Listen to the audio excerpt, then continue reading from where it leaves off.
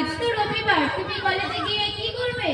আরে নাসরিন, আজ রবিবারটা কি হয়েছে? সেখানে আমার বন্ধু বান্ধবীরা আসবে, সেখানে অনেক এনজয় হবে। তুমি কি যাবে আমার সঙ্গে সেখানে? নাউজুবিল্লাহ, নাউজুবিল্লাহ। তুমি মুসলিম ঘরের মেয়ে হয়ে ওইসব কি বলছো?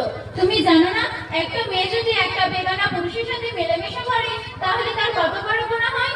তাছাড়া রাসূল এবং আল্লাহ তাআলা তাদের প্রতি নারাজ হন। তোমাদের একটাই লোক, তোমরা বলো নাকি বন্ধুদের সঙ্গে কথাবার্তা করলেই নাকি গুনাহের কাজ হয়।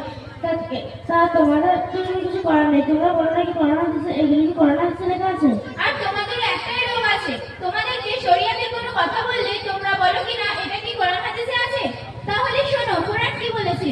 সূরা নূন 18 পারা 30 নম্বর আয়াত। আল্লাহ তাআলা তার পাক জামানে বলেছেন, মুমিনদের বলো তারা যেন তাদের নজর সংযত রাখে এবং যৌবনকে সংরক্ষণ করে। অতএব জেসমিন, আমরা যখন রবিবারে কলেজে যাই বন্ধুদের সাথে সময় কাটাতে, তখন আমাদের পোশাক এলোমেলো হয়ে যায় আর তারা আমাদের দিকে কুনজর দেয়। এছাড়া রাসূল এবং আল্লাহ তাআলা আমাদের প্রতি নারাজ হন। সত্যি, তোমার কথা শুনে আমার একটা কথা মনে পড়ে গেল। কথা আছে সামথিং এডুকেশন স্ট্রেঞ্জার, অল্প বিদ্যায় ভরা করে। তোমার ঠিক তাই হয়েছে। হ্যাঁ জেসমিন, এটাও মানতে হবে, কিন্তু এটা তো মানতে হবে যেটা তুমি জানো না সেটা আমি জানি, আর যেটা আমি জানি না সেটা তুমি জানো। হ্যাঁ নাসরিন, তাহলে তুমি কি জানো আমাকে একটু বলবে? যেমন জেসমিন, আল্লাহ তাআলা আমাদের প্রতি 5 ওয়াক্ত নামাজ ফরজ করেছেন। এর জন্য আমাদের উযু করতে হয়। উযুর কিছু ফরজ আছে, আবার নামাজেরও কিছু ফরজ আছে। মাথা নাসরিন, আমার তো এগুলো জানা শোনা না। তুমি আর কি কি জানো আমাকে একটু বলবে? হ্যাঁ বলছি, শোনো। নামাজ পড়তে গেলে উযুর মাধ্যমে পবিত্রতা হাসিল করতে হয়।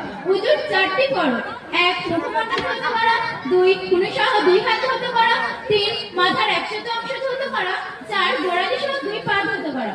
আর নামাজের 13টি ফরজ, যা নামাজের মধ্যে 6টি ও নামাজের বাইরে 7টি। এগুলিকে ছন্দাকারে বলা হয়েছে। জায়গা, কাপড়, শরীর, পাক, ওয়াক, কিবলা, ছত্রছাপ, মনে মনে নিয়ত করা, তাসবিহে কেরাত কিয়াম করা, রুকু সিজদা শেষ বৈঠক করা। আর এগুলিকে এক এক করে বলা হয়েছে: 1 শরীর পাক, 2 কাপড় পাক। এই হলো নামাজের 13টি ফরজ। আরে বাহ নাসরিন, তুমি তো দেখছি খুব ভালো জানো। তুমি আর কি কি জানো আমাকে একটু বলে শোনাবে কি?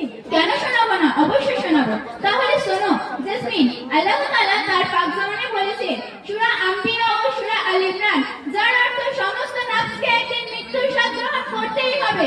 তাই আমাদেরকে আখিরাতের জন্য কিছু অর্জন করতে হবে। আমাকে আখিরাতের জন্য কি অর্জন করতে হবে? সর্বপ্রথম আমাদেরকে 5 ওয়াক্ত নামাজ পড়তে হবে।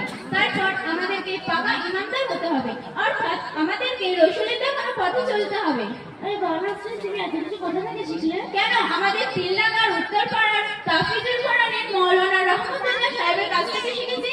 আমিও শিখবো, আমাকে কি শেখাবে? কেন শেখাবে না, তুমি সময় নিলেই শেখাবে। কিন্তু আমি তো